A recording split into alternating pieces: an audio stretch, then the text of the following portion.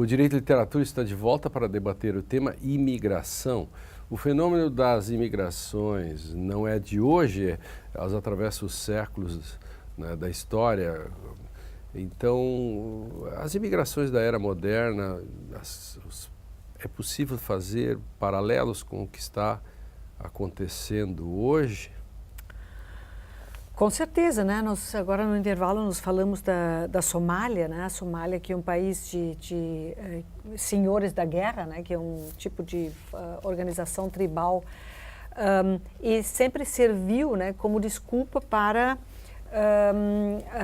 a colonização, né? Por exemplo, do rei Leopoldo, né?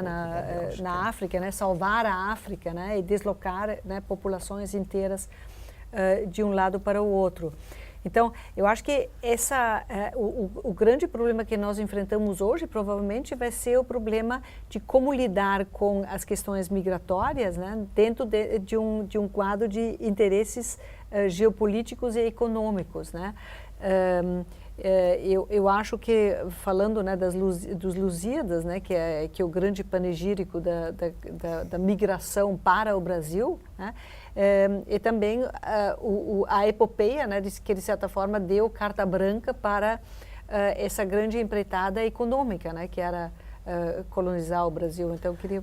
eu acho que é interessante. Aqui tem um viés interessante que é assim, na abertura falasse ali a questão um certo nomadismo que caracterizava, né, a própria humanidade. Ou seja, as pessoas transitavam de lugares em busca até de alimentos. Ou seja, há um processo, vamos dizer assim, de progresso que vai fixando as pessoas em lugares, a agricultura, ou seja, a desnecessidade de buscar alimentos fora, etc., ou seja, a capacidade de produção e tal. E a Constituição do Estado Nacional, isso vai, de alguma maneira, vamos dizer assim, produzir um fato novo, que é o estabelecimento de uma diferença fundamental entre o nacional, ou seja, o local, aquele que está fixado num determinado território, e o outro, ou seja, o estrangeiro. Inclusive a ideia, o estrangeiro vem de estranhos, né? O estranho. Sim. O pessoal do direito internacional até discute um pouco isso, ou seja, qual é a melhor para se a ideia de estrangeiro não é uma boa ideia, exatamente para a gente reconhecer no outro o diferente e entendê-lo como tal, ou se a melhor palavra seria um migrante, né? Ou seja, aquele que circula, que vai de um lugar para o outro. Eu acho que esse processo de fixação de fronteiras, de estabelecimento dessa distinção entre o local, o nacional e o estrangeiro, a atribuição de direitos aos nacionais e a não atribuição de direitos ao outro, ao estranho, que tem que se submeter, né, a esse reconhecimento, esse é um processo importante que vai caracterizar toda a modernidade. Né? Eu só queria lembrar também que essa questão aí da Bíblia, né? Em Atos dos Apóstolos, Atos 16, da Bíblia, algumas coisas da Bíblia eu sei, do Silas e do Paulo, porque eles vão lá e a questão, eles eram cidadãos romanos, e ser um cidadão romano fazia a diferença bárbara, né? Entende? E essa é uma questão que engata depois dá um salto e cai na modernidade a noção de súdito, quer dizer, de servo da gleba vira súdito, depois de súdito, citoyen, cidadão. Agora, falando da Bíblia, né, isso são as histórias bíblicas mais tardias, né, mas no Antigo Testamento, né, tem essa forte oposição entre os sedentários, ou seja, os grandes povos, né, com os seus pirâmides e sigurates, etc., ou seja, que são os senhores sedentários, enquanto muitas vezes, né, aqueles beduínos, né, que são muito mal vistos, né, então os migrantes, né, sempre são mal vistos, né, como potenciais bandidos, né, que ficam nas portas e que a gente tem que se defender deles. E na questão no Brasil, né, essa formação de uma identidade nacional, ela é extremamente tardia, né? No primeiro momento, o Brasil realmente é um acolhimento só de imigrantes, né, que devem desbravar o país, né? Então, toda a nossa mentalidade de bandeirantes, né, de ir a país adentro, essa política da terra queimada, etc., né? Esse é o primeiro passo, que a migração e a tomada de novas terras, ela é extremamente favorecida, né? Que cria uma certa mentalidade totalmente diferente da mentalidade sedentária dos estados nacionais. Mas aí Catherine, a questão da terra prometida, por que você quer chegar lá? Eu acho que aí da terra. Talvez tem alguma Humus, humanidade, Isso, humus. O cara quer chegar no seu lugar, né? Quer dizer, a terra prometida, tem aquela saga uma dos... de busca da terra miragem, prometida. né, da terra prometida. Isso, que tudo isso, desculpe, sustenta Zé. a Não, mas é que migração. o que eu acho que talvez a gente pudesse olhar, vamos dizer assim, como um historiador não profissional, né? Mas no Brasil, na América, né? Nas colônias, de certo modo, há esse processo da chegada desse outro que vem para colonizar, né? O português, o que seja, aí a constituição de um Estado nacional a partir do outro que veio e impôs o modelo Estado Nacional na América, né, no caso aqui. Depois você tem todo um processo de imigração forçada, que é o processo da escravidão, né, onde você traz uma mão de obra para forjar a economia local, e depois você substitui essa mão de obra escrava pelo imigrante, né, que é o imigrante pobre europeu que vem para a América no final do século XIX, sobretudo, né? E que é interessante, porque sai do seu locus original, né? E vem para a América para fazer América, como se diz. Contra tudo, tentando conquistar a natureza, a ideia do homem e natureza. Independente disso, você constitui uma cidadania local que atribui há uma atribuição de direitos a esse cidadão, que, inclusive, até hoje, e mesmo depois da nova lei de imigração no Brasil, há um grande debate, que é uma contradição que a Constituição tem. Porque a Constituição proíbe a cidadania política ao migrante. E aí o que acontece? Uma da disputa que se travou é exatamente isso. Mas você precisa fazer uma reforma constitucional para poder atribuir essa cidadania.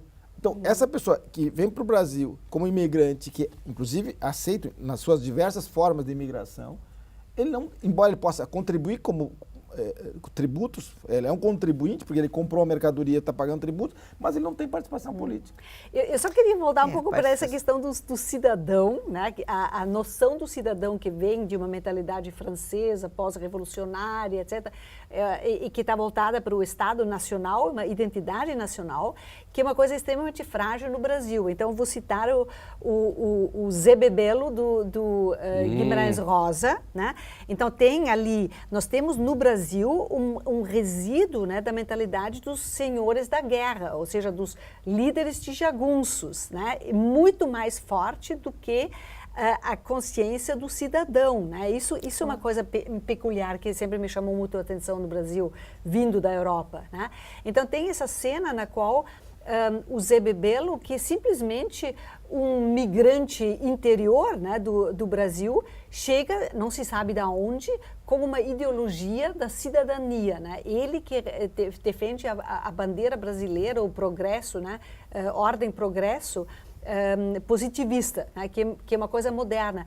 Ele se defronta com os outros líderes dos jagunços que dizem, não, ele tem que morrer, quando ele é vencido, ele tem que morrer porque ele não é da terra. O que significa isso? Não tem consciência de uma cidadania brasileira, tem consciência de donos da guerra local, né? Os proprietários, então é uma coisa muito mais arcaica. Mas sob a perspectiva assim, político-jurídica, ou seja, ser cidadão brasileiro é uma atribuição jurídica. Ou seja, é o direito que atribui a imputação. No sertão, quem é cidadão, onde não tem juiz. Aí, por isso, não isso é que você causal, diz, é imputação. o estrangeiro é aquele que veio de fora, que não é o cidadão nacional, ou nato ou naturalizado. Agora, é típico o outro é o imigrante. No Guimarães Rosa, né, ele é muito perspicaz, tem o militar, tem o padre, tem o proprietário da terra, mas nunca aparece um juiz. Né? Em toda a obra de Guimarães Rosa não aparece juiz. Por quê? Porque é o senhor da terra que faz a lei. E quando é julgado o Zé Bebelo, né, não tem juiz, não tem sistema jurídico que diz tu é um cidadão brasileiro, a terra, né, as coisas são distribuídas de uma maneira segundo as leis, mas tem simplesmente a lei dos proprietários, a lei dos... Então, eu acho que isso é uma coisa muito importante, porque depois eu queria também... Da mesma forma... O Assis Brasil, em Videiras de Cristal, coloca os mucker. Os mucker são também os mais pobres, os que não têm direito à lei e aqueles que, em se tratando de justiça, sempre manda a polícia primeiro. Essa é uma frase que ele vai deixar marcada em vários momentos, né? Quer dizer, para os outros, para este estrangeiro, para este outro que vem, primeiro a polícia. A polícia vai resolver. Se não resolver, a justiça, né? E eles creem na justiça. E a justiça não chega porque a polícia chega primeiro. Tanto é que a relação com o imigrante é uma relação complicada, porque, na realidade, o primeiro contato que o imigrante, não estou qualificando que tipo de imigrante aqui, tem, quando ele chega, é com quem? No caso do Brasil, com a Polícia Federal. Ou seja, é um caso de polícia antes de ser um direito humano. Ou seja, porque, na realidade, pela própria Carta da ONU, migrar é um direito humano. Claro. Então, você sair de um lugar para outro é um direito humano. E esse direito humano é tratado como um caso de polícia. Tanto é que, no próprio processo de construção da lei nova, se tentou criar uma autoridade civil migratória, administrativa, para substituir essa relação com a Polícia Federal, inclusive com a aquiescência da própria Polícia Federal, em algum sentido, e não passou. Até porque o controle de fronteiras hoje é feito pela Polícia Federal. Ela tem uma estrutura já instalada para fazer o controle de fronteiras. Se tu tirasse a Polícia Federal e substituir isso por uma outra autoridade pública administrativa, levaria um tempo enorme, uma estruturação difícil. Em outros países tem outra... Como é que é organizado Existem outros em outros países já que têm autoridades civis migratórias, não civis, não policiais. Autoridade administrativa, não policial. Entendi. Então, por quê? Porque a relação exatamente é uma relação administrativa, não é uma relação de policial. Né? Porque se é um direito humano, o migrante, independente dele ser legal ou ilegal, ele não cometeu um delito. Exato. Se ele saiu da Síria por conta de uma questão da guerra, da desestruturação, e foi parar na Europa, é uma questão. Se ele saiu para vir trabalhar e veio trabalhar ou se ele veio por uma questão ambiental, ele veio para passar para o Brasil, o caso dos haitianos, ou agora os venezuelanos, que é um número bastante interessante de pessoas, ou seja, por conta de uma situação circunstancial, ele não está cometendo um delito, ele está exercitando um direito humano que tem que ser tratado como tal. Eu tenho que chamar o intervalo, só queria provocá-los, pegando o exemplo da Áustria agora e em toda a Europa que está assim. O cidadão, tudo isso é paradoxal, porque o cidadão que ele não gosta do imigrante porque vai mexer com ele. Então, esse é o paradoxo, que ao mesmo tempo você tem políticas, mas você tem o indivíduo que é contra isso. E como administrar isso, como os governos administram isso. Ou vamos para o intervalo, para a volta, talvez, tentar dar respostas a esse paradoxo, né, de um certo direito que o cidadão tem.